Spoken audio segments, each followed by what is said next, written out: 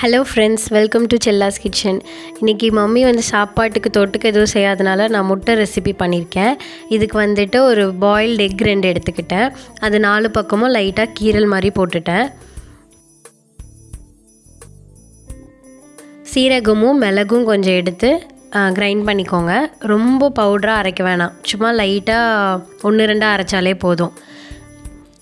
இப்போ ஒரு வாணலியில் எண்ணெய் விட்டுக்கோங்க. அதில் மஞ்சத்தூளும் உப்பும் போட்டுருங்க.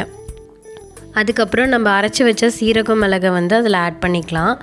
ஆட் பண்ணிவிட்டு உங்களுக்கு கரம் மசாலா, மிளகாத்தூள், காரம் உங்களுக்கு எவ்வளோக்கு வேணுமோ அந்த மாதிரி 2ஐயும் ஆட் பண்ணிக்கோங்க. கொஞ்ச நேரத்தில் அது ஒரு மாதிரி கலர் டார்க் ஆகிடும். இப்போ அந்த கலர் டார்க் ஆனதுக்கப்புறம் நம்ம முட்டையை ஆட் பண்ணிக்கலாம். ஆட் பண்ணிவிட்டு 2 பெரட்டிடுங்க. அதுக்கப்புறம் கொஞ்சம் கருவேப்பிலை போட்டுக்கோங்க.